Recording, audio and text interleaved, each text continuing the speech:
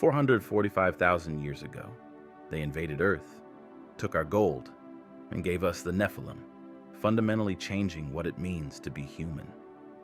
But this isn't just ancient history. What happened in those final desperate days of humanity's first contact with an alien civilization shaped the very DNA of our species.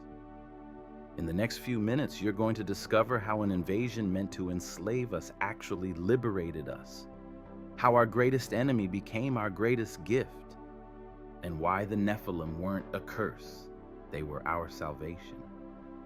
This is the untold story of how humanity nearly went extinct and how we became something far greater in the process. Imagine a world untouched by the chaos of modern civilization. A world where the air you breathe is so pure, so clean, that every lungful feels like a gift from the gods themselves. 45,000 years ago, Earth was a paradise so magnificent that if you could somehow travel back in time and witness it, you might wonder if you'd stepped into a dream. Lush forests stretched across entire continents, their canopies so thick and interconnected that sunlight barely touched the ground below.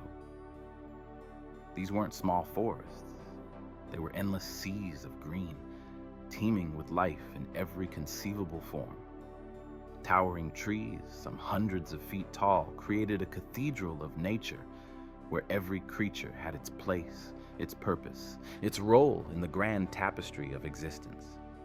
Crystal clear rivers wound through valleys like veins of life, their waters so transparent that you could see the stones at the bottom, smooth and polished by millennia of flowing water. These rivers teemed with fish, with creatures that had evolved in isolation for millions of years, completely unaware that their world was about to be invaded. The grasslands were endless, stretching to horizons that seemed to touch the sky itself. Herds of magnificent creatures roamed these plains, animals that modern humans would recognize as ancestors of today's species, but larger, stronger, more resilient. They migrated in patterns established over countless generations, following routes that had been worn into the earth by the hooves of their ancestors. The air was pure, untainted by the smoke and pollution that would one day choke the skies of the future. The stars at night were so bright, so numerous, that the night sky looked like someone had scattered diamonds across black velvet. You could see the Milky Way in all its glory, a river of light stretching from horizon to horizon. And scattered across this pristine world were tribes of humans, not primitive, not helpless, not the brutish cavemen that future generations would imagine. These were intelligent beings, resourceful, creative. They had developed language, complex, nuanced language that allowed them to express abstract concepts, to pass knowledge from generation to generation, to dream about the future. They had art. They painted on cave walls, not just simple handprints, but elaborate scenes depicting hunts, spiritual visions, and the stories of their people. They carved tools with precision, understanding the relationship between form and function. They created music with instruments crafted from bone and wood, sounds that echoed through the valleys and connected them to something greater than themselves. They had culture, complex social structures, hierarchies of leadership and wisdom, shamans who understood the healing properties of plants, hunters who could read the land like a book, understanding where animals would be, when they would arrive, how to track them across vast distances, gatherers who knew every edible plant, every medicinal herb, every resource the earth could provide. They had families. They loved their children fiercely, protecting them, teaching them, preparing them for lives in a world that was both beautiful and dangerous. They mourned their dead with elaborate rituals, believing that death was not an ending but a transformation, a journey to another realm where their ancestors watched over them.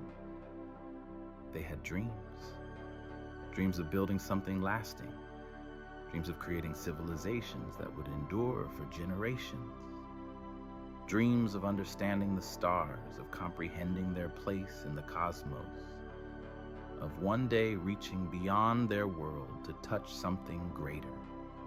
They gathered around fires at night, the flames casting dancing shadows on their faces as they told stories of their ancestors, tales of great hunts, of shamans who communed with spirits, of heroes who had overcome impossible odds. These stories weren't just entertainment. They were the vessels that carried knowledge, wisdom, and cultural identity from one generation to the next.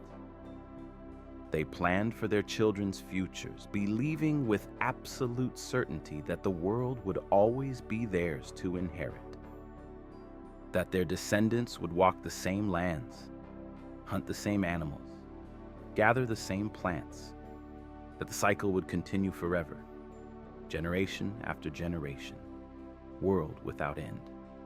But on one fateful day, a day that would be remembered in legends and myths for thousands of years to come, everything changed. The sky, that endless blue expanse that had watched over humanity since the dawn of time, that had seemed as eternal and unchanging as the earth itself, began to darken, not with storm clouds, not with the natural cycle of day and night, not with anything that nature had ever produced before, but with something else entirely. The tribes noticed it first. A shadow creeping across the horizon, moving with deliberate, purposeful intent. Then another shadow, and another still. The darkness spread like ink dropped into water, spreading outward in all directions, consuming the blue sky and replacing it with an ominous gray. The birds stopped singing. All of them at once. It was as if someone had flipped a switch, silencing the constant chirping and calling that had provided the soundtrack to human existence since the beginning of time. The sudden silence was deafening, more terrifying than any sound could have been. The animals fled. Herds of grazing creatures suddenly bolted, driven by an instinct older than consciousness itself, older than thought, older than language. An instinct that screamed, danger, run, survive. Predators abandoned their hunts. Mothers gathered their young. Every creature on the planet seemed to sense that something catastrophic was approaching. Something was coming, and it was coming from the sky. The tribes looked upward, shading their eyes against the darkness, trying to comprehend what they were witnessing. And then they saw it. Massive shapes descended through the clouds, so enormous that the human mind could barely comprehend their scale. They were like mountains falling from the sky, like islands of metal suspended in the air. The sheer size of them was incomprehensible to people whose largest structures were made of wood and stone, whose largest vessels were simple boats carved from logs. Metallic surfaces gleamed in the sunlight, reflecting light in ways that nature had never produced. The metal was unlike anything on Earth, sleek, polished, impossibly smooth. It seemed to absorb and reflect light simultaneously, creating an effect that was both beautiful and utterly alien. These weren't clouds. These weren't birds. These weren't any natural phenomenon that human science had ever recorded or even imagined. These were ships. Alien vessels cutting through Earth's atmosphere like knives through flesh, leaving trails of ionized air in their wake.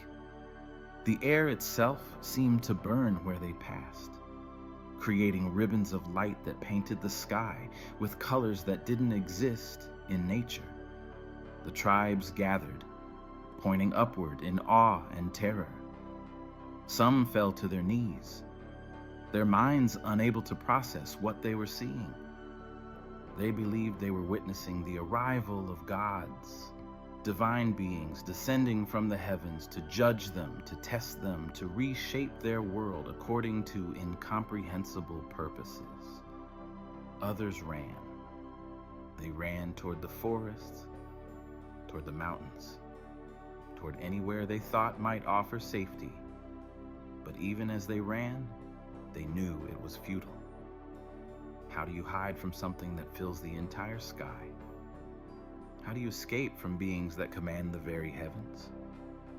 The elders gathered the young, the weak, the vulnerable, trying to organize some kind of defense, or at least some kind of shelter. But what defense could you mount against gods? What shelter could protect you from beings that could darken the sun itself? There was nowhere to hide. Nowhere on Earth where the invaders couldn't reach them. The ships descended lower and lower, their engines roaring with a sound that shook the very earth beneath the tribe's feet. This wasn't a gentle sound. This was the sound of raw, overwhelming power. The sound of technology so advanced that it made the entire planet tremble in fear. The ground shook. Trees swayed violently, their branches whipping back and forth. Some ancient trees, giants that had stood for thousands of years, were uprooted entirely, their massive trunks snapping like twigs. The rivers seemed to pause in their flow, as if even water itself held its breath in anticipation of what was coming. Animals screamed. The sound was primal, desperate, the cry of creatures facing annihilation. Birds that had fled now circled frantically, unable to find safety anywhere on the planet. And then, with a final deafening roar that seemed to shake the very foundation of the world, the ships landed. They touched down on multiple continents simultaneously. Humanity would later realize that this was no accident. The invaders had planned this carefully, strategically, ensuring that they could control the entire planet by establishing multiple strongholds across different regions. The silence that followed was suffocating. It was the silence of a world holding its breath, the silence of nature itself waiting to see what would happen next, the silence of a species realizing that their age of innocence had ended. For what felt like an eternity, though it was probably only minutes, nothing happened. The ships sat there, enormous and menacing, their engines cooling with a sound like hissing serpents. The tribes waited, frozen in fear, their hearts pounding so hard they thought their chests might burst. Every muscle in their bodies was tensed, ready to run, ready to fight, ready to do whatever it took to survive. What emerged from those ships would haunt humanity's collective memory for millennia to come. What emerged would reshape the very course of human evolution. What emerged would become the stuff of legend, myth, and religion. The doors opened slowly, hydraulics hissing like serpents, a sound that would later become synonymous with the invaders in human folklore. The metal doors slid aside with mechanical precision, revealing darkness within. And then, from that darkness, they began to emerge. The beings that stepped out of the ships were unlike anything the human eye had ever witnessed. They were tall, impossibly tall, towering over even the largest human warriors by a full head and shoulders. Their bodies seemed almost human in structure, 2 arms, 2 legs, a head. But everything about them was wrong, alien, other. Their skin gleamed with an otherworldly sheen, as if it wasn't quite flesh, but something harder, more durable, more resilient. It had a metallic quality to it, as if their bodies were partially composed of the same material as their ships. The skin seemed to shift colors slightly in the light, reflecting hues that didn't quite exist in nature. They wore armor that seemed to be part of their bodies, seamlessly integrated into their very being. The armor was covered in symbols and markings that pulsed with an eerie blue light, a light that seemed to come from within the metal itself, as if powered by some energy source beyond human understanding. And their eyes, those cold, calculating eyes that seemed to contain the depth of the universe, scanned the landscape with the precision of predators surveying their hunting grounds. There was no warmth in those eyes, no compassion, no recognition of the humanity before them, only calculation, only the assessment of resources and obstacles. These were the Anunnaki, the invaders, the beings that would reshape human destiny, and they had come for one thing and one thing only: gold. The lead figure stepped forward, his armor gleaming in the sunlight. He was taller than the others, more imposing, radiating an aura of absolute authority. When he moved, the other invaders moved with him, a synchronized display of discipline and control that spoke to a military hierarchy far more advanced than anything humanity had developed. His voice boomed across the landscape with such force that several tribes members collapsed to the ground, their ears ringing, blood trickling from their noses. The sound wasn't just loud, it was weaponized, designed to intimidate, to dominate, to establish absolute superiority. When he spoke, it wasn't a greeting. It wasn't a negotiation. It wasn't a request or a plea.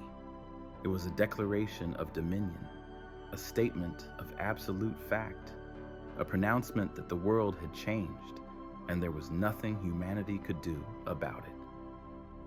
We are your masters now. You will serve us. You will dig. You will extract the precious metal from your earth, and you will do this until we are satisfied. Resistance will be met with annihilation. Do you understand? The words hung in the air like a death sentence, like a curse, like the end of everything humanity had ever known. Some tribes fell into submission immediately, their survival instinct overriding any sense of pride, any sense of dignity, any sense of hope for the future. They understood the math.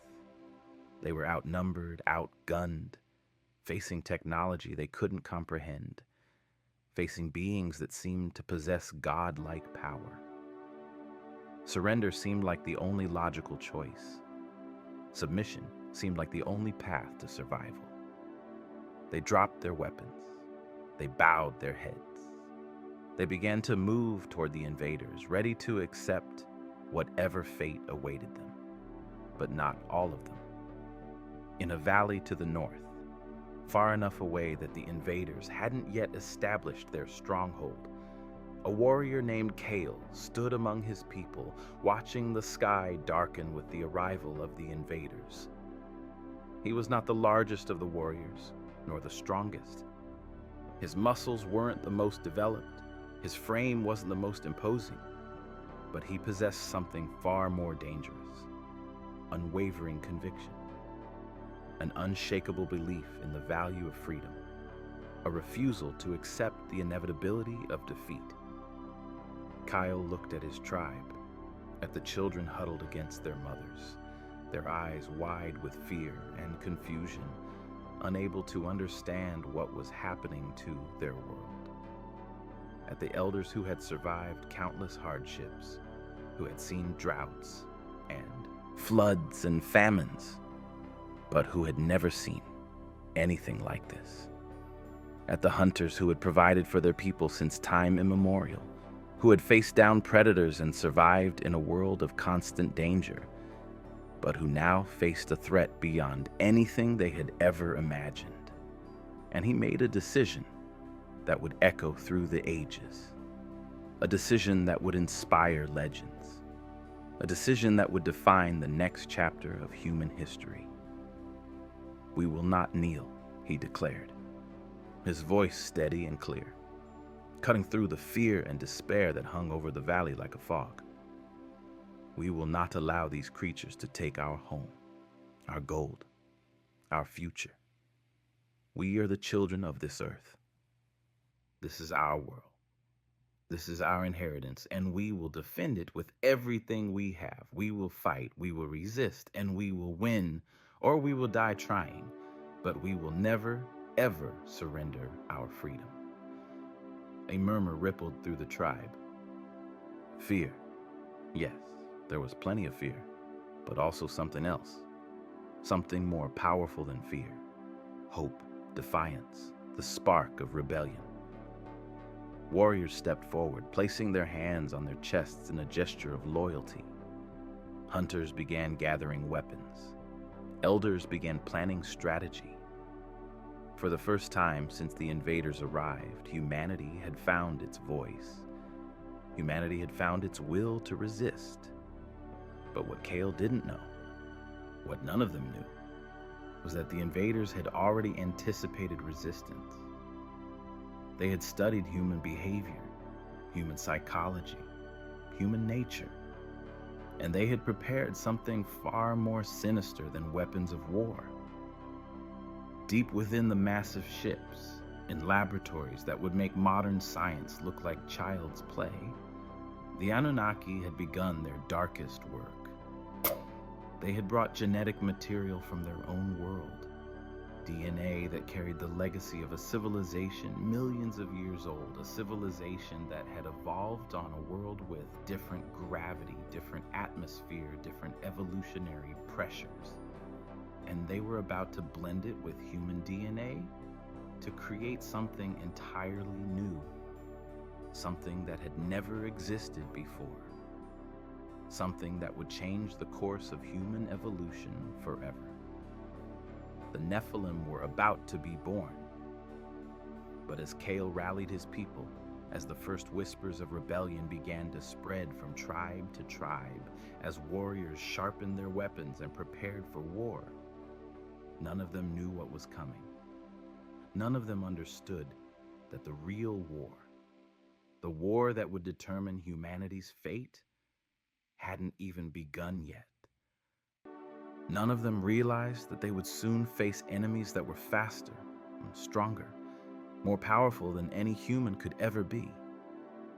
Enemies that were part human, part alien, part something else entirely. Enemies that would blur the line between human and other, between us and them, between the possible and the impossible. And it wasn't just Kale's tribe that was about to face the unimaginable. It wasn't just the warriors and hunters and elders. It was the entire species, all of humanity. Every man, woman, and child on the planet was about to be caught in a war that would reshape what it meant to be human. The stage was set. The players were in position. And the most pivotal moment in human history was about to unfold.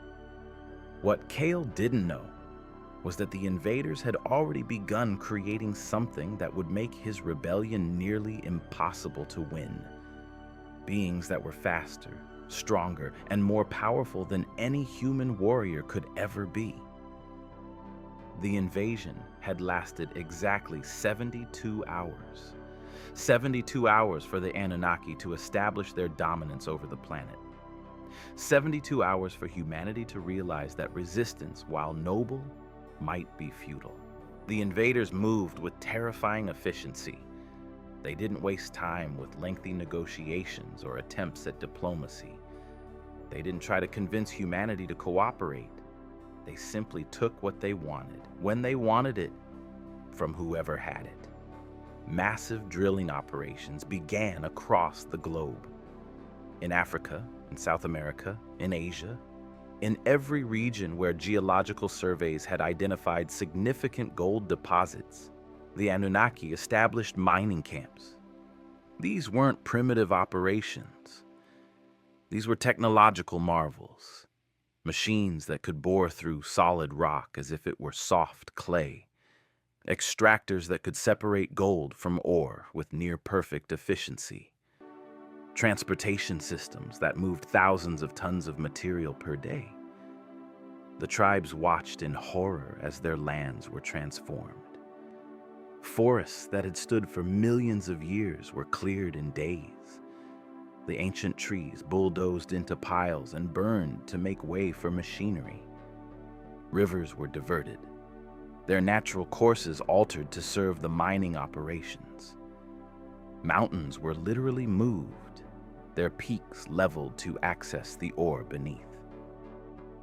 It was environmental devastation on a scale that wouldn't be seen again until the Industrial Revolution thousands of years in the future. It was the systematic destruction of an entire world's ecosystem, all in service of extracting one precious metal. And the human cost was even more devastating. The Anunnaki didn't enslave humanity in the traditional sense. They didn't build prisons or use chains. They didn't need to. They simply took control of the food supply. They established camps where humans were brought, sometimes willingly, sometimes by force, and given just enough food and water to survive, just enough to keep working. Thousands of humans were pressed into service. Men, women, even children old enough to carry tools were forced into the mines.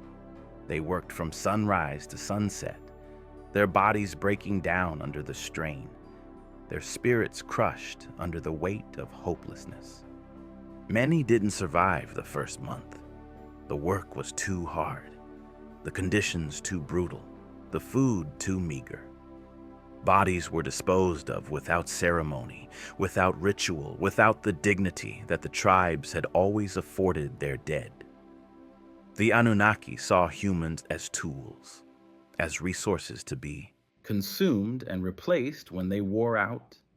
But Kyle's tribe, hidden in their northern valley, had managed to avoid the worst of the initial sweeps.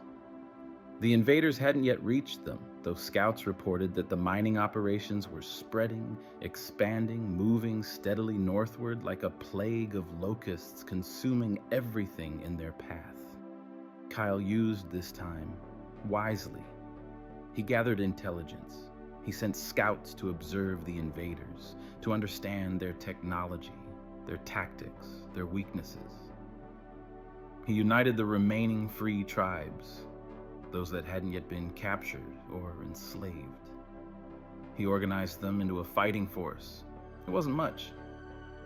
Humans with stone tools and wooden spears against beings with advanced technology and armor that could withstand most conventional weapons. But it was something. It was hope. It was resistance. "We cannot defeat them in direct combat," Kale told the assembled warriors and tribal leaders. They sat around a fire in the deep of night, speaking in hushed tones, afraid that even the wind might carry their words to enemy ears. Their technology is too advanced. Their strength is too great. But every civilization has weaknesses. Every power structure has vulnerabilities. We must find theirs. An elder named Thorn, his face weathered by countless seasons, his eyes sharp with accumulated wisdom, leaned forward. "The machines," he said. "The machines that dig. If we could destroy those, we could slow them down. We could buy time." Kyle nodded slowly. "Yes, but how? The machines are guarded, and even if we could reach them, I'm not certain our weapons could damage them." Another warrior, a woman named Sarah, who had proven herself to be one of the finest hunters and strategists among the tribes, spoke up. "We don't need to destroy them. We need to understand them. The invaders rely on these machines. If we could find a way to disable them, even temporarily, it would disrupt their operations. It would show them that they are not invincible." Over the following weeks, a plan began to take shape. Scouts were sent to infiltrate the mining camps, to observe the machines, to identify patterns in the guards' movements, to find vulnerabilities in the security. What they discovered was both encouraging and terrifying. The machines, while advanced, were not invulnerable. They required regular maintenance. They had components that could be damaged. But the Anunnaki had anticipated human resistance. The machines were heavily guarded. Armed patrols circled them constantly. And above all, the invaders had something that made any direct assault nearly suicidal. They had the Nephilim. It happened on a night when Kyle was reviewing the intelligence reports with his inner circle. One of the scouts, a young man named Torvin, who had barely survived his infiltration of the closest mining camp, brought news that changed everything. "They're creating something," Torvin said, his voice shaking with a mixture of fear and awe. "In the ships, in the depths of the ships, we saw them carrying humans inside, not to work, but for something else, something unnatural." "What do you mean?" Kale asked, though part of him already knew the answer.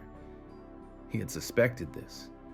The invaders wouldn't have come all this way just to mine gold. There had to be something more to their plan. "Genetic experiments," Sarah said quietly. She had been studying the behavior patterns of the invaders, trying to understand their long-term strategy. They're combining human DNA with their own. They're creating hybrids. The implications hung in the air like a death sentence. "How many?" Kyle asked. "Dozens," Torvin replied. "Maybe more. They're growing them in chambers, accelerating their development. Some are already nearly full grown. And they're magnificent and terrible. They're stronger than any human, faster, more resilient, and they're being trained to be weapons.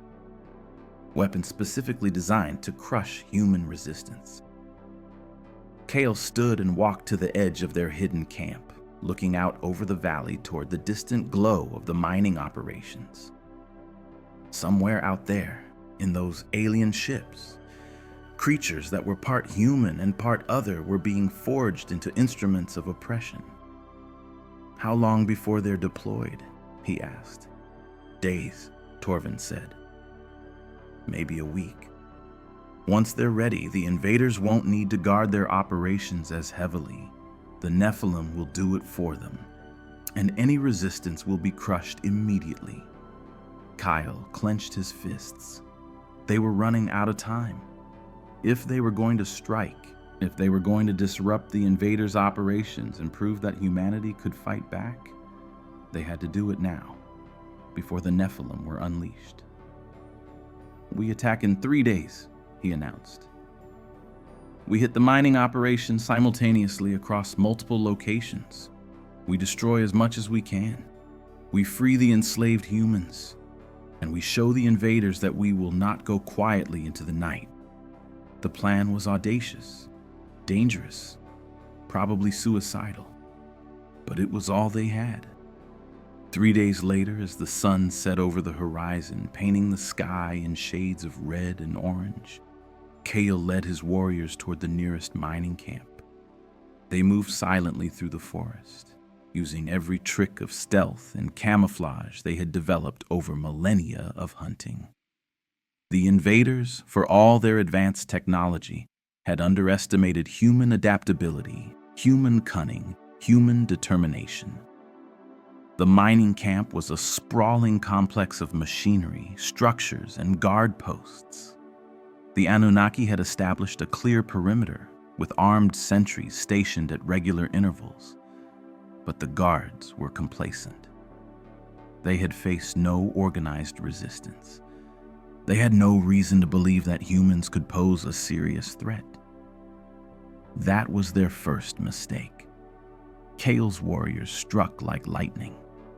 Arrows, simple wooden arrows with stone tips, flew through the darkness, finding their marks with deadly accuracy.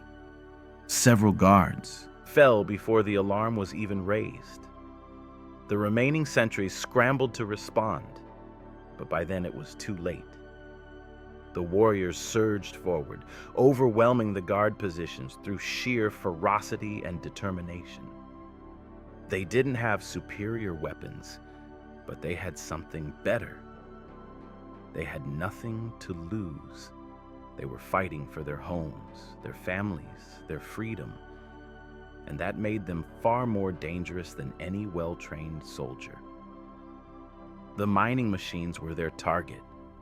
Using torches and stone tools, they began to damage the equipment.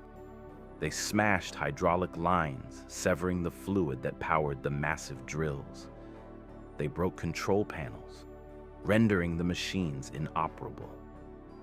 They worked with frantic speed, knowing that reinforcements would arrive soon. And they did. The Anunnaki response was swift and overwhelming. Armed invaders poured from the nearby structures, their weapons blazing with energy that vaporized rock and flesh with equal ease. Kale's warriors fell, their bodies burned beyond recognition by weapons they couldn't comprehend. But they kept fighting. For every warrior that fell, another took their place. The invaders found themselves facing an enemy that wouldn't break, wouldn't surrender, wouldn't flee. It was a new experience for them, and they didn't handle it well. Then, as Kale had feared, everything changed. A figure emerged from the darkness, a figure that was neither fully human nor fully Anunnaki. It was tall, impossibly tall, with the graceful musculature of a human combined with the physical power of the invaders. Its movements were fluid, controlled, perfect. And when it moved with a speed that human eyes could barely track. The first Nephilim had been deployed. Her name was Aaron, though she didn't yet know it. She had been created in the genetic laboratories of the Anunnaki, grown in accelerated time, trained to be the perfect soldier. She was faster than any human, stronger than any human, more durable than any human. And she was absolutely, utterly alone in her consciousness, caught between two natures that warred within her. When she saw the humans fighting, when she witnessed their courage and their desperation, something stirred within her. A memory, perhaps. A genetic echo from the human side of her heritage. A fragment of compassion that the Anunnaki had tried and failed to breed out of her. But her training overrode it. She was a weapon. She had been created to destroy, and destroy she did. She moved through Kale's warriors like death itself. Every movement was precise, calculated, devastating. A warrior would raise his spear and she would disarm him with a casual flick of her wrist. Another would charge, and she would sidestep with inhuman grace, letting his momentum carry him past her. She didn't kill them all. The Anunnaki wanted prisoners, wanted slaves, but she broke their resistance with brutal efficiency. Kale watched from a distance, his heart sinking as he realized the truth. They couldn't win. Not against this. Not against a being that combined the best of both species, that had been specifically designed to be superior to humans in every measurable way. "Retreat!" he shouted, his voice barely audible over the sounds of battle. "Fall back! Regroup!" The warriors who could still move began to withdraw, melting back into the forest. Aaron didn't pursue them. She simply stood in the center of the ruined mining camp, watching them go, her expression unreadable. The first attack had failed. Over the following days, similar assaults were launched across the globe. Some were more successful than others. Warriors managed to destroy significant portions of mining equipment before being forced to retreat. But the pattern was always the same. Initial success followed by overwhelming Anunnaki response, with the Nephilim serving as the ultimate trump card. Humanity was losing. The Anunnaki had anticipated resistance, had prepared for it, and had developed a counter that humans simply couldn't match. The Nephilim were being deployed to all the major mining sites, and wherever they appeared, human resistance crumbled. Kyle sat in his camp, staring into the fire, trying to figure out what to do next. They had proven that humans could fight, could resist, could damage the invaders' operations, but they had also proven that they couldn't win through direct combat. "We need a new strategy," Sarah said, sitting beside him. "We can't defeat them militarily, but perhaps we can divide them." "What do you mean?" Kyle asked. "The Nephilim," Sarah said slowly, as if working through the idea even as she spoke it. "They're not fully Anunnaki. They have human DNA. They have human emotions, human capacity for thought and reasoning. What if we could convince one of them to turn against their creators?" It was a desperate idea, probably impossible, but it was the only idea they had. "How?" Kale asked.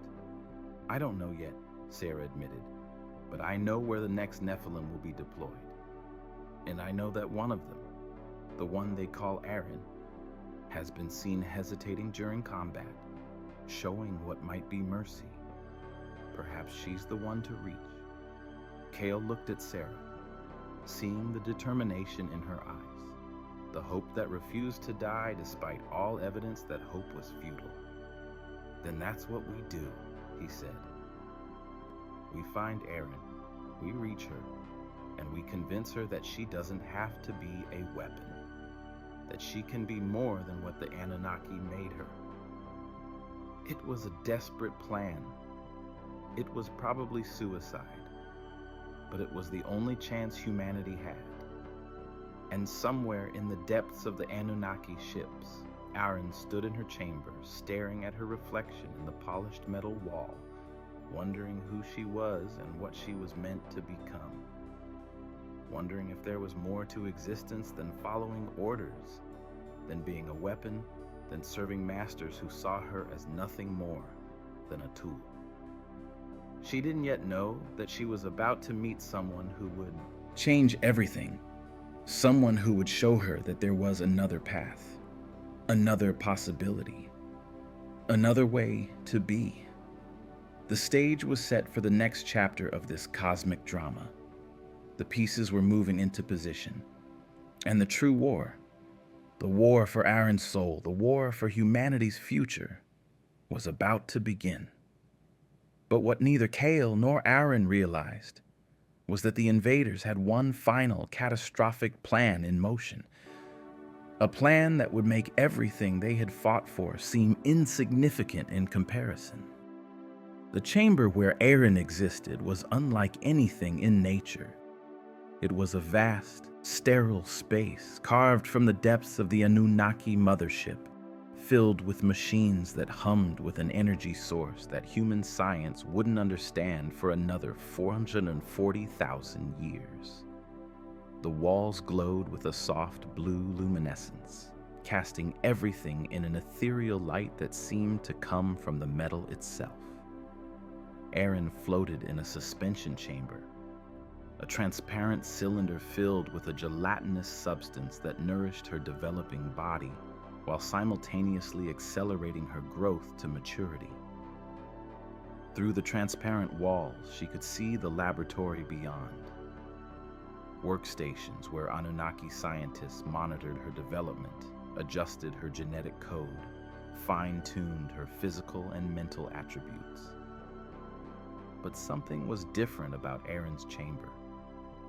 Something that the Anunnaki scientists had failed to notice in their meticulous observations. There was a flaw in her genetic code. Not a flaw that made her weaker or less capable. Quite the opposite. The flaw was in her consciousness. The Anunnaki had attempted to breed out human emotion, human empathy, human capacity for independent thought. They had tried to create a perfect weapon, a being that would follow orders without question, that would kill without hesitation, that would feel no remorse for the suffering it inflicted.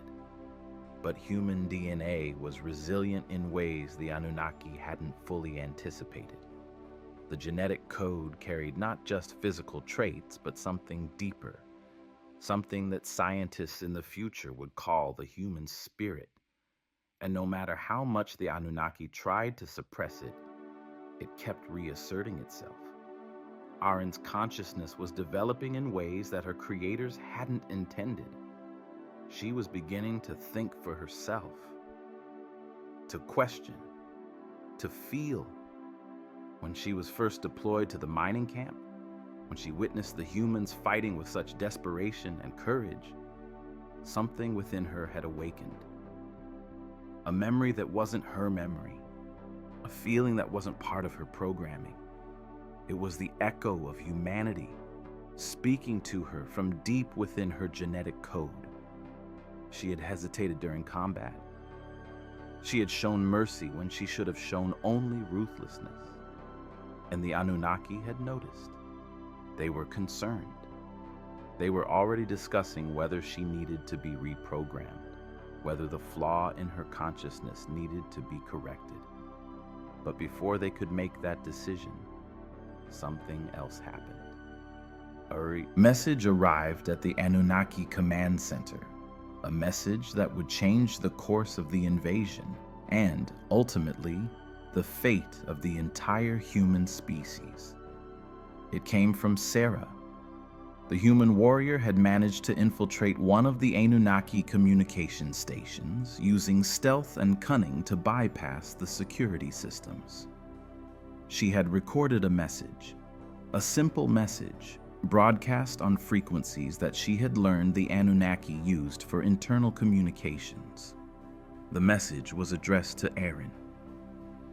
"We know what you are," Sarah's voice said, her words carefully chosen, her tone respectful but urgent. "We know that you were created to be a weapon. We know that you were designed to be our enemy. But we also know that you are part human. And we know that humans have something that the Anunnaki lack, the capacity to choose, to decide who we want to be, regardless of what we were designed to be. The Anunnaki created you to destroy us, but you don't have to follow that path. You can choose a different way. You can choose to be more than a weapon. You can choose to stand with us, to help us fight for our freedom, to help us prove that humanity is worth saving. We don't ask you to betray your creators. We ask you to listen to the part of yourself that is human. Listen to that voice inside you, the voice that felt compassion when you saw us fighting, the voice that made you hesitate when you should have killed. That voice is real. That voice is you. Come to us. Meet with us. Hear our story. And then decide for yourself what you want to do. That is all we ask, that you make your own choice rather than following the path that others have chosen for you.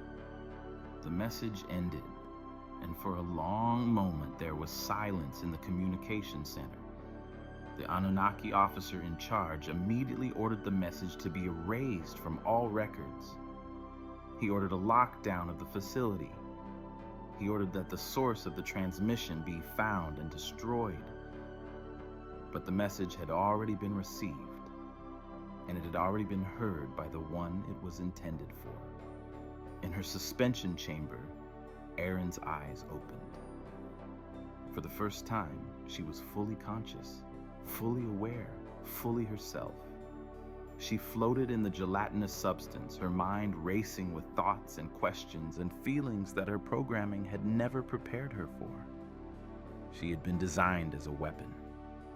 She had been trained to obey. She had been created to serve the Anunnaki. But for the first time, she wondered, was that all she could be? The Anunnaki scientists noticed the change immediately. Erin's vital signs had spiked. Her neural activity was off the charts. Something had triggered her consciousness. Something had activated parts of her brain that should have remained dormant. They rushed to her chamber, preparing to administer sedatives to put her back into a controlled state. But Irene was already moving. With a strength that belied her youth, she pushed against the walls of her chamber. The transparent material cracked, fractured, and then shattered. The gelatinous substance poured out, carrying Aaron with it. She fell to the floor of the laboratory, her body drenched, her lungs gasping for air for the first time. She coughed and sputtered, her body convulsing as it adjusted to breathing atmosphere instead of the nutrient-rich suspension medium. The Anunnaki scientists scrambled backward, shocked by her sudden emergence. They reached for their weapons, but Irene was faster. She moved with an instinctive grace that her creators had built into her, but with a purpose that they had not programmed. She didn't attack. She ran. She moved through the corridors of the ship with perfect recall of its layout, knowledge that had been implanted in her mind during her development. She knew where the exits were. She knew where the security systems were weakest. She knew how to avoid the guard patrols. Behind her, alarms blared. The Anunnaki mobilized their forces. A weapon had escaped, and they couldn't allow that to stand. If Aaron could be turned against them, if she could be convinced to defect, it would be a catastrophic blow to their operations. But Aaron had a head start, and she had something else. She had made a choice. She made her way to one of the landing bays, moving with purpose and determination. The bay was guarded, but the guards were Anunnaki soldiers, not Nephilim. They were strong and well-trained, but they weren't designed for combat against another Nephilim. Aaron moved through them like wind through reeds. She didn't kill them. The human part of her consciousness rebelled against unnecessary violence, but she incapacitated them with brutal efficiency. A strike to the arm, and a weapon fell from nerveless fingers. A sweep of her leg, and a guard crashed to the ground. Within moments, the bay was clear. She accessed the controls of a small shuttle, a craft designed for transport between the ship and the surface. Her implanted knowledge told her how to operate it. Her instincts told her where to go. The shuttle launched, breaking free from the bay and plunging toward the surface of the planet below. Behind her, in the command center of the Anunnaki mothership, the commanders were in chaos. "She's gone," one of them reported, his voice tight with barely controlled anger. "The Nephilim designated Aaron has escaped. She's taken a shuttle and is heading for the surface." "Track her," the lead commander ordered. "I want her found and brought back, alive if possible, dead if necessary. But she will not be allowed to interfere with our operations." The Anunnaki military mobilized. Fighter craft were launched. Ground patrols were dispatched. Every resource was directed toward recapturing or eliminating the escaped Nephilim. But Aaron had a destination in mind. Sarah's message had told her where to find the humans. And more importantly, it had told her that she had a choice. The shuttle descended through the atmosphere, its heat shields glowing red as friction heated the air around it. Below, the landscape of the planet stretched out, forests and mountains and rivers, all being systematically destroyed by the mining operations. Aaron could see the camps from above. She could see the humans working, enslaved, broken under the weight of the Anunnaki's demands. And she could feel something stirring within her, a connection to these people, a recognition that they were part of her. that their suffering was her suffering. She piloted the shuttle toward the coordinates that Sarah had hidden within her message, a location deep in the forest, far from any Anunnaki installations. The shuttle touched down with a bone-jarring impact, its landing struts digging into soft earth. For a moment, everything was silent. Then the hatch opened. Erin emerged into sunlight for the first time in her existence. The warmth of the sun on her wet skin was overwhelming. The smell of the forest, rich, complex, alive, filled her lungs.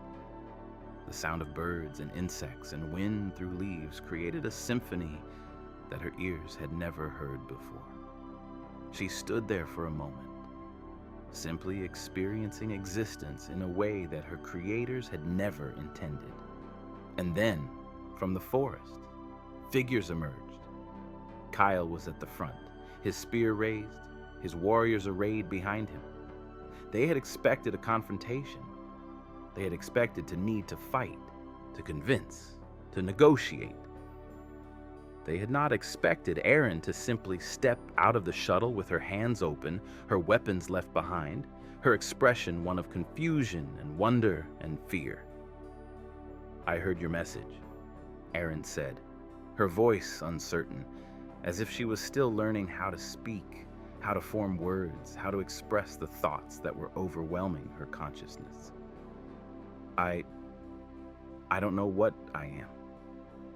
I don't know what I'm supposed to do. But I know that I don't want to be a weapon anymore. I want to understand what it means to be human. Kale lowered his spear slowly. He studied this being, this creature that was part human, part alien, part something entirely new.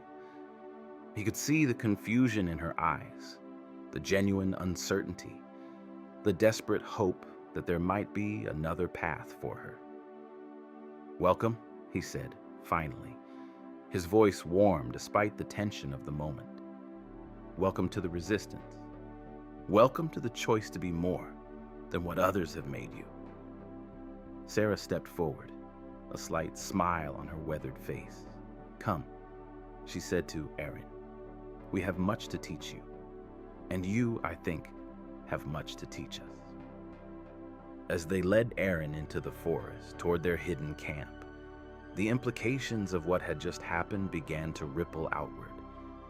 The Anunnaki had created a weapon, but they had inadvertently created something far more dangerous. They had created a bridge between two species. They had created a being who could understand both sides, who could speak both languages, who could move between both worlds. They had created the possibility of peace, or, if war continued, the possibility of their own defeat. In the hidden camp, as Erin was given food and shelter, as she began to learn what it meant to be part of a community, something began to change within her. The confusion didn't disappear, but it was joined by something else: purpose, direction, the beginning of understanding. She asked questions, countless questions about humanity, about freedom, about choice, about love and compassion and sacrifice. Kyle answered patiently, sharing the stories of his people, the history of their struggles, the dreams they had for a future where they could live free from oppression. Sarah taught her about strategy and tactics, about how to think like a warrior but act like a human, about how strength wasn't just physical but also moral, spiritual, emotional. And slowly, gradually, Erin began to understand. She began to see herself not as a weapon but as a person, not as a tool of the Anunnaki but as a being with agency, with choice, with the capacity to shape her own destiny. But outside the camp, the Anunnaki were not idle. They had realized that Erin's defection was a catastrophic blow to their plans. A Nephilim fighting against them instead of for them would be devastating. The other Nephilim, there were dozens of them now, all recently matured and deployed to various locations, might begin to question their purpose, might begin to wonder if there was another way. The Anunnaki commanders made a decision. It was a dark decision, a decision born of desperation and fear. They would accelerate their timeline. They would begin the final phase of their plan, a plan that went far beyond simple gold mining. Deep within the Anunnaki mothership, in the most secret chamber, a weapon was being prepared. A weapon that would ensure human compliance, that would crush any possibility of resistance, that would reshape the planet itself. It was a weapon of such terrible power that even the Anunnaki commanders questioned whether they should use it. But they had no choice. Aaron's defection had changed everything. And now, they would have to do what they had hoped to avoid. They would have to unleash the cataclysm. In the hidden camp, Aaron stood watch over the sleeping humans, her hybrid eyes seeing clearly in the darkness, her hybrid senses alert to any danger. She didn't yet know what was coming. She didn't yet understand the full scope of the Anunnaki's plans, but she would soon. And when she did, she would have to make the most difficult choice of all. Would she stand with humanity, even if it meant fighting against her own creators? Would she choose her human side, even if it meant embracing a future of uncertainty and struggle? Or would she try to find a third path, a way to bridge the gap between species, a way to bring peace instead of war? The answer to that question would determine the fate of two civilizations. But what Aaron didn't know was that the Anunnaki had already set in motion a plan so catastrophic, so devastating, that it would reshape the entire planet. And the only way to stop it would require a sacrifice that no one was willing to make. In the heart of the Anunnaki mothership, deep within a chamber that pulsed with an ominous energy, a plan was set into motion that would change the fate of the planet forever. The room was filled with advanced technology, devices that hummed and buzzed, their surfaces glowing with a sinister blue light. At the center stood a massive control console, surrounded by Anunnaki scientists and commanders, their expressions grave as they prepared to activate the cataclysm. The cataclysm was no ordinary weapon.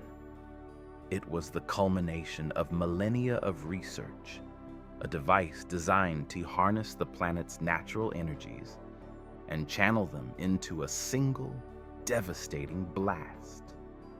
The Anunnaki had studied Earth's geology, learned to manipulate its tectonic forces, and identified the precise locations where their weapon could cause the most destruction. They would trigger earthquakes, tsunamis, volcanic eruptions, all at once, unleashing chaos on a global scale. "This will be the final solution to the human problem," one of the commanders said, his voice cold and calculating. "With the cataclysm, we will demonstrate our power. We will show them that resistance is futile.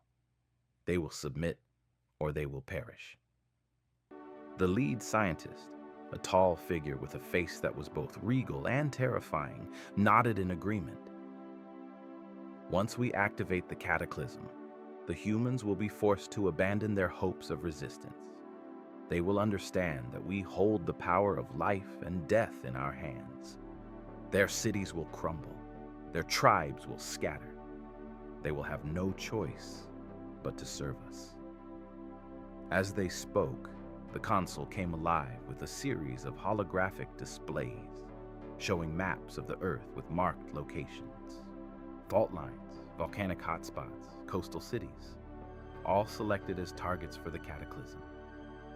Each location was carefully chosen for maximum devastation, each marker pulsing with a red light that seemed to throb with a terrible energy. In the hidden camp deep in the forest, Aaron was training with Kale and Sarah. They were developing strategies, preparing for the next phase of their resistance. Aaron was learning quickly, adapting to the tactics and strategies of the humans, using her unique abilities to enhance their efforts. She was no longer just a weapon. She was becoming part of a community, part of a movement. But as they trained, a sense of urgency filled the air. They knew the Anunnaki would not remain idle forever. Their enemy would retaliate, and if they didn't act soon, they would lose the opportunity to strike back. "We need to disrupt their operations," Kale said, pacing in front of the gathered warriors. "We need to gather intelligence, find out what the Anunnaki are planning. If we can understand their strategy, we might be able to counter it." Aaron nodded, her hybrid mind racing with possibilities. "I can infiltrate the mothership. I know the layout. I can access their systems. I can find out what they're planning." Kale's eyes narrowed. "It's too dangerous. If you're captured..." "I won't be," Aaron interrupted, her voice firm. "I can do this. I need to do this. I need to understand my creators, and I need to stop them." Sarah placed a hand on Aaron's shoulder. "You're not just a weapon anymore, Aaron. You're a person. You have choices now. This is one choice I support, but we need to ensure you have a way out." They devised a plan. Aaron would sneak into the Anunnaki mothership using her knowledge of their systems to bypass security. She would gather information on the cataclysm and find a way to disable it. If she succeeded, they could buy time for the human resistance to organize more effectively. As she prepared for her infiltration, Aaron felt a mixture of fear and determination. She had spent her entire existence as a tool of destruction, but now she had a purpose, one that extended beyond mere survival. She had chosen a path of resistance, a path of hope. As night fell, Aaron slipped away from the camp, moving through the forest with the stealth of a shadow. She knew the risks, but she also knew that the fate of humanity rested on her shoulders. The Anunnaki had to be stopped before they unleashed the cataclysm. She made her way to the location of the mothership, hidden deep in the mountains. The vast metallic structure loomed above her, a stark contrast against the night sky. It was a fortress, impenetrable and terrifying, but Aaron was determined. She would not let fear deter her. Using her knowledge of the ship's layout, she found a service entrance that was poorly guarded. The guards were focused on monitoring the main entrances, unaware that a Nephilim was about to slip past their defenses. Aaron moved quickly, her heart racing as she navigated the dark corridors, scanning for any signs of the Anunnaki. Inside, the ship was a labyrinth of technology and machinery. Holographic interfaces flickered to life as she passed, displaying information that would have bewildered any ordinary human. But Aaron was not ordinary. She was part Anunnaki, part human, and her mind was designed to process information at incredible speeds. As she approached the control center, her heart raced with anticipation. She could feel the pulsing energy of the cataclysm, a dark force that promised destruction. She wanted to reach it, to understand it, to stop it. Finally, she arrived at the control room. The doors slid open silently, revealing a vast chamber filled with Anunnaki scientists and commanders, all focused on the console at the center. Holograms displayed the global map, highlighting the targets for the cataclysm. Aaron remained hidden in the shadows, watching as the Anunnaki discussed their plans. She listened intently, gathering information that would be invaluable to the resistance. "In less than an hour, we will initiate the cataclysm," one of the commanders announced. the first wave, will begin at the fault line near the coast. The earthquake will trigger tsunamis that will devastate coastal cities. After that, we will hit the volcanic sites, ensuring total destruction. As the commanders outlined their plans, Aaron's heart sank.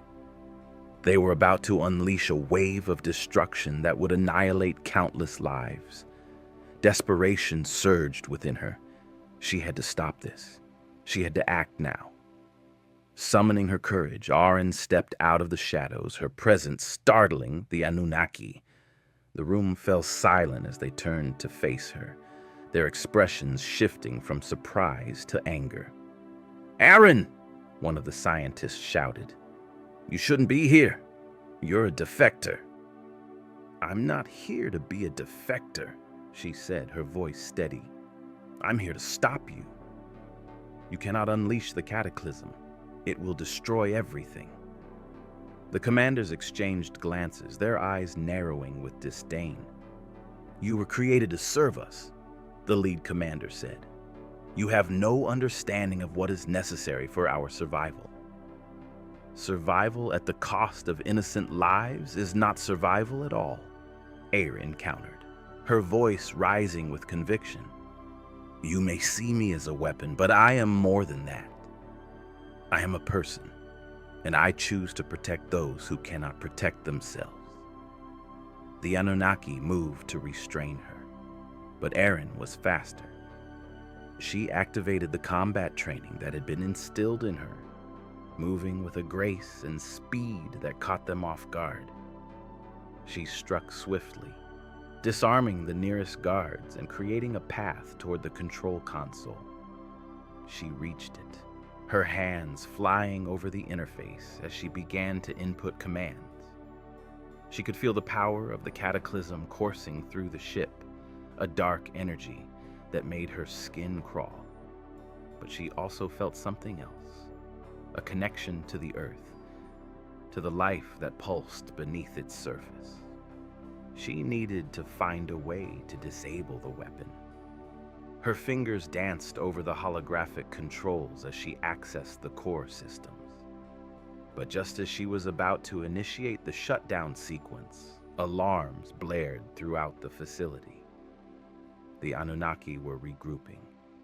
They would not allow her to stop the cataclysm. "You cannot stop this, Aaron!" one of the commanders shouted, his voice filled with rage. "You were created for destruction! Embrace it!" But Aaron shook her head, her determination unwavering. "I will not embrace destruction. I will choose life." In a flash of inspiration, she realized that she could not just disable the cataclysm, she could redirect its energy. If she could channel its power back into the ship, it would overload the systems and create a feedback loop that would destroy the Anunnaki's weapon without harming the planet. With renewed focus, she altered her commands, redirecting the energy flow. The console responded, lights flashing as the systems adjusted. The Anunnaki were scrambling, trying to regain control, but Aaron was one step ahead. "No! Stop her!" the lead commander bellowed, but it was too late. The energy surged through the ship, building to a critical point. Aaron could feel the power coiling around her, an overwhelming force that threatened to consume everything. With a final command, she activated the overload sequence. The ship trembled violently as the cataclysm was redirected, the energy released in a massive explosion that rocked the entire structure. Aaron was thrown back by the force of the blast, her vision blurring as she struggled to regain her footing. The room was chaos.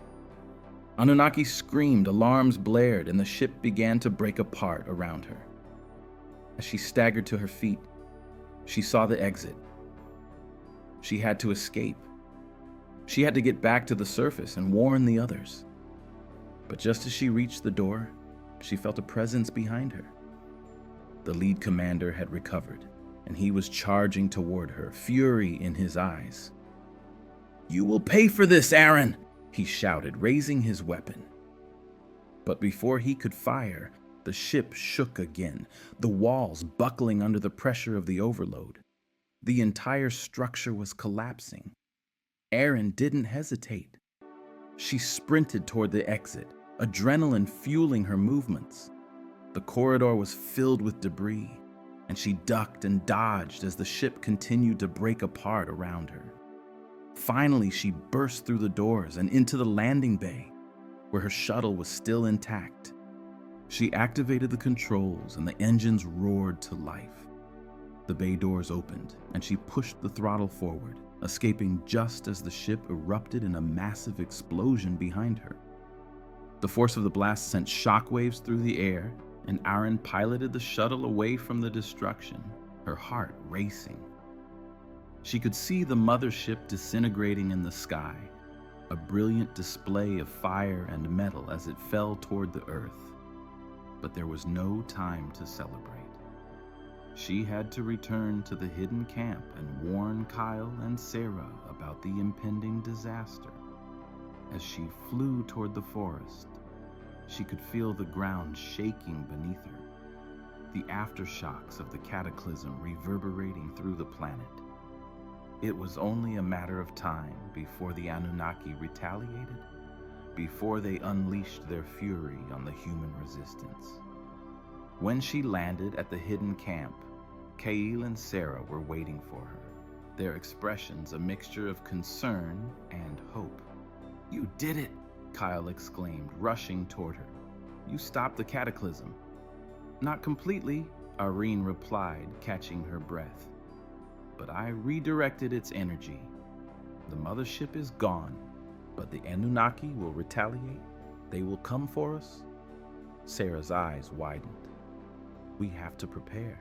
They won't let this stand." Kyle nodded, his expression serious. "We need to gather our allies. We need to prepare for the fight of our lives." As the sun began to rise over the horizon, casting a warm glow over the forest, Aaron felt a sense of determination wash over her. She was no longer just a weapon. She was part of something greater. She was part of a resistance that fought for freedom, for life, for the future of humanity, and she would do whatever it took to protect it. But unknown to them, the Anunnaki were not defeated. They had suffered a blow, but they were far from broken. The remaining commanders were gathering their forces, their anger fueling their resolve. They would not simply retreat. They would strike back with a vengeance. The war was far from over, and Aaron, Kale, and Sarah had only just begun to understand the true stakes of their struggle. The stage was set for the next chapter of this conflict, a chapter that would determine the fate of two civilizations, and ultimately, the fate of the planet itself. But as the resistance prepared for the coming storm, a darker plan was already unfolding within the ranks of the Anunnaki, a plan that would change everything they thought they knew about their enemy and their own creation. The forest was eerily quiet as Aaron, Kyle, and Sarah gathered their forces. The crackling of twigs underfoot and the rustling of leaves in the wind seemed amplified in the silence that had fallen over the hidden camp. They were preparing for a confrontation that would determine the fate of their people, a confrontation that could either solidify their resistance or lead to their ultimate destruction. As the sun rose higher in the sky, bathing the world in golden light, Aaron felt a mixture of hope and dread. The victory over the Anunnaki mothership had been significant, but its aftermath loomed large over them. They had bought themselves time, but with that time came the certainty of retaliation. Cal stood at the head of the gathered warriors, his voice steady and commanding. "We have faced the Anunnaki before, but this time is different. They will not underestimate us again. They will come with everything they have. We must be ready." Sarah stepped forward, her expression fierce. We need to gather our allies. Other tribes are still out there, still fighting to survive. We must unite them. Together we can form a coalition strong enough to challenge the Anunnaki. Aaron nodded, her resolve solidifying. I can help. I can communicate with the other Nephilim. They may still be loyal to their creators, but they are part human. They might understand our plight. Kyle regarded her thoughtfully. It's a risk. If the Anunnaki discover that you're trying to reach out to them, they could use it against us. But if we don't try, we might lose before we even begin. Aaron countered. I know how they think. I can appeal to their humanity. After a moment of silence, Kyle sighed. Very well. We will split into 2 groups. Sarah will lead the effort to gather other tribes while you and I reach out to the Nephilim. We need to move quickly before the Anunnaki organize their response. With a plan in place, they set out. Sarah took her group eastward, toward the coastal tribes that had been heavily impacted by the recent conflict. Kyle and Aaron moved north, toward the mountains where they hoped to find the remaining Nephilim, those that had not yet been deployed to enforce the Anunnaki's will. As they traveled, Aaron's thoughts turned to her own identity. She was neither fully human nor fully Anunnaki, a hybrid caught between 2 worlds. But she had chosen a side. She had chosen to fight for humanity.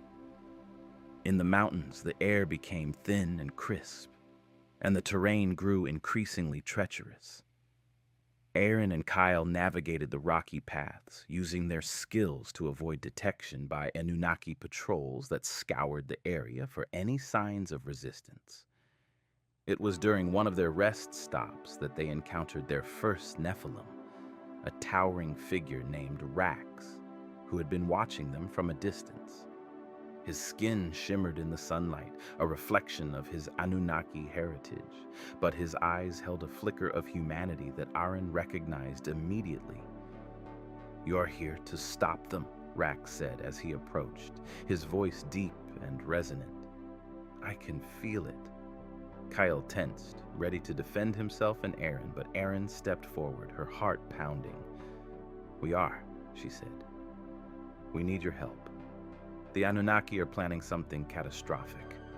We must unite against them. Rax regarded her with a mixture of curiosity and wariness. Why would I help you? I was created to serve them. Aaron took a deep breath, searching for the right words. Because you are more than just a weapon. You have a choice. You can choose to stand with us, to protect the lives that the Anunnaki see as expendable. You can be part of something greater. The flicker of humanity in Rax's eyes deepened, and he hesitated. I have seen the destruction they bring. I have felt the weight of their expectations, but I am still bound to them. Not if you choose otherwise, Aaron pressed. Join us. Stand against them. You are part of both worlds. You can bridge that gap. Rax seemed to wrestle with himself for a moment, then nodded slowly. I will join you, but we must move quickly. I know where other Nephilim are being held. If we can gather them, we may have a fighting chance. With renewed hope, Aaron and Kale followed Rax deeper into the mountains. He led them to a hidden cave where several other Nephilim were being kept, held captive, awaiting deployment to enforce the Anunnaki's will. Rax approached the entrance cautiously, signaling for silence. Inside, the cave was dark and damp, illuminated only by the soft glow of bioluminescent fungi that clung to the walls. The air was stale, heavy with the scent of earth and stone. As they entered, Aaron's heart raced at the sight of her fellow Nephilim, tall, powerful beings with expressions of confusion and fear. You are not alone, Rax said, stepping forward. We are here to help you. The Nephilim looked at one another, uncertainty etched on their faces. One of them, a woman named Lyra, stepped forward, her eyes narrowing. "What do you want from us?" "We want you to join us," Aaron said, her voice steady. "The Anunnaki plan to unleash destruction on the planet.